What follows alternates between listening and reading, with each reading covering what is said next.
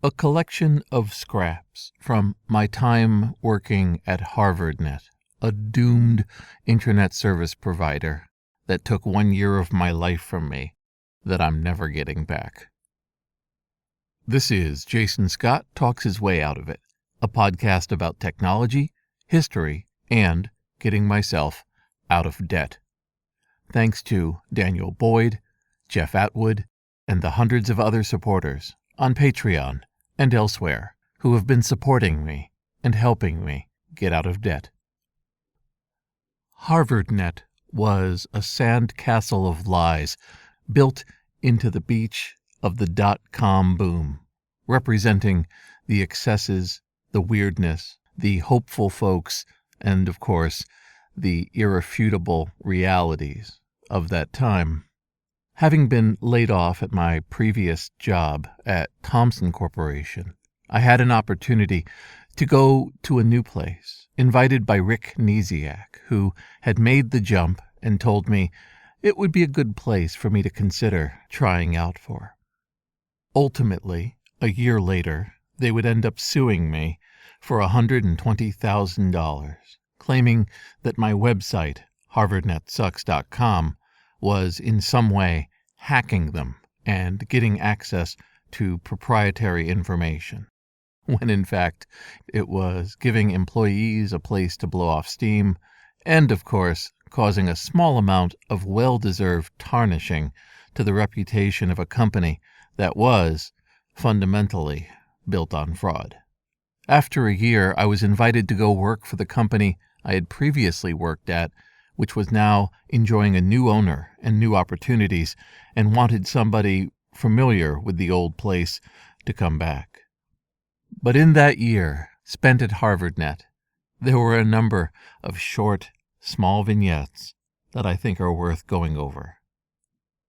HarvardNet had nothing to do with Harvard University. It was, in fact, 3 different companies, one from Washington, D.C., one from Maine, and one from Harvard, Massachusetts, being put together by members of Fidelity Investments with the idea that it would have an IPO and make everybody involved with the special preferred stock very, very rich. As a result, it had gotten rid of a lot of the management of these different companies and replaced them with investment bankers from Fidelity who could act like tech people for just long enough to get that sweet, sweet payout. Now, the spoiler is that it never worked out. The company had done lots of things that were very, very shaky, including offering preferred stock to customers who were willing to put their name on the HarvardNet customer list and promote to others that they were being treated like royalty. That's to say nothing of the products that weren't ever actually functioning and other various shenanigans that even I wasn't aware of until sometime later.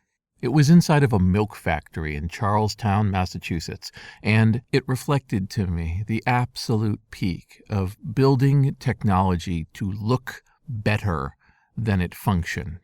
This location that had previously filled bottles of milk was now reimagined as a white tile and black and yellow and red painted facility where you would walk in and, like gazing upon a beautiful, futuristic set of a movie, you would be blown away. In point of fact, it was a straightforward data center, but this aesthetic, which was meant to make everything look fantastic, was actually very difficult to negotiate because you'd walk in and you might not know exactly where the server you needed to do work on was located. If you were lucky, it was one of the customers that you dealt with a lot, where there was a distinct cage that you could walk over to with their logo on it and do the work you needed. In most cases, however, it would be the 3rd or 4th server down in a stack, inside of a box, inside of a different cage set, down a very, very long hallway and through multiple doors that had key cards. The data center was on the 1st floor, and the offices were on the 3rd. That meant you did everything you could to avoid taking that long, long walk. For people who are lucky enough not to spend a lot of time inside of a data center, it tends to be very, very cold, intended to make sure that the machines can function at the highest rate and be able to prevent any sort of overheating failure on the part of the equipment. A side effect of that was that if you didn't bring your coat and you started to work on a problem, especially one that required the machine to be out and open, it didn't take that long to notice that your hands were not working as well as they did before, and that very, very slowly your mind was hibernating. My previous data center was carpeted. It was just another aesthetic meant to impress more than functionally work for what was needed. But that does mean that it was many times warmer to be in there. You could lie down on the carpeted squares and feel better almost immediately. The futuristic HarvardNet spaceship made it a lot harder to find refuge if you started to not feel well.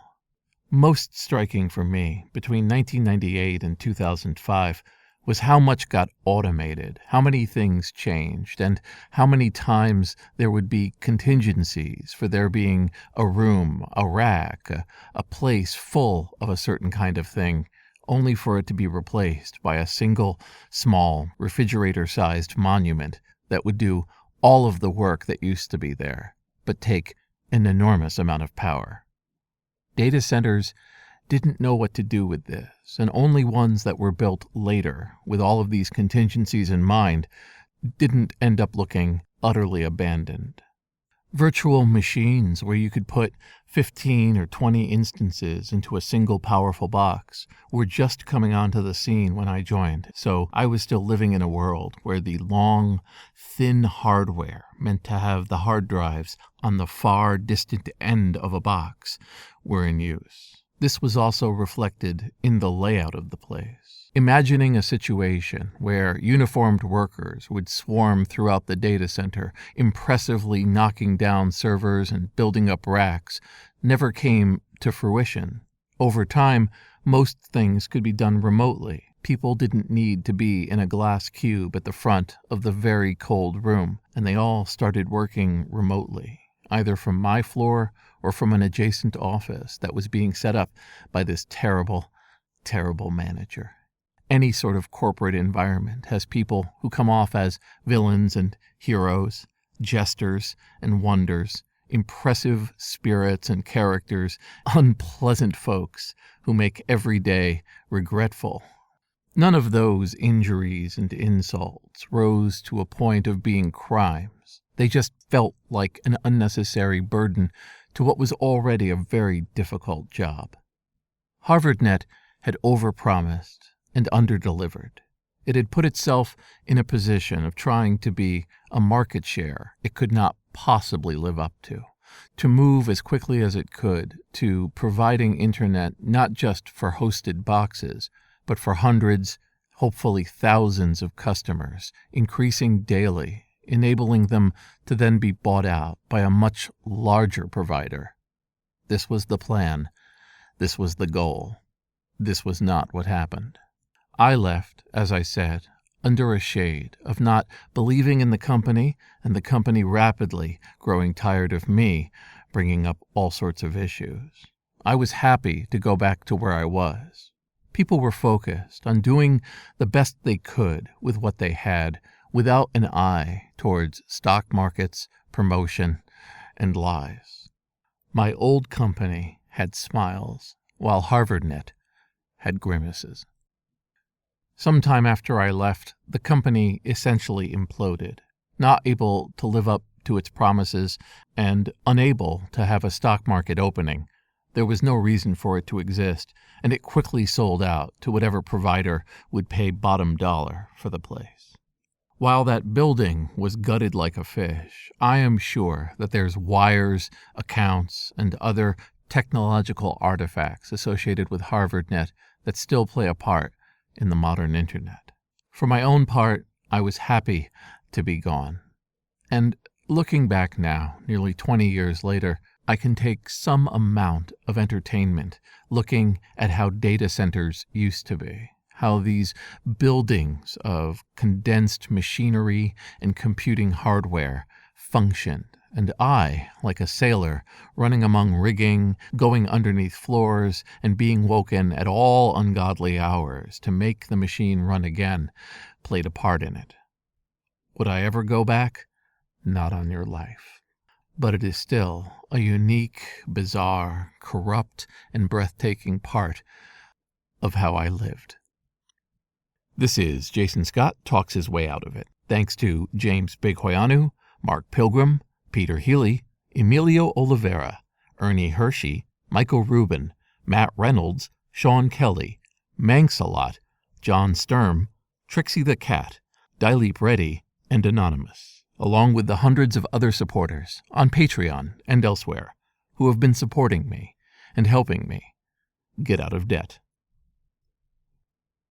The news echoed around haltingly at first and with an incredible amount of skepticism that Rick Niziak had passed away. It says something about Rick's personality that people simply couldn't believe he was gone. Not just because he was an outsized character who had given me some of the most hilarious parts of my career, but also because he was just the kind of person to completely fake his death and disappear, probably off to the islands of Florida. Rick was a living party. He left behind a string of associates and friends who had all ridden with him at one time or another, sometime to their own detriment and other times to a beautiful resounding victory. I played a part in some of Rick's schemes, and others did the same. While the results may have been varied, everybody, I think, can remember that smile, those wagging eyebrows, that beautiful loud shirt, and that sense that as he grabbed his drink and headed towards whatever disaster or victory lay ahead, he would be laughing over it all.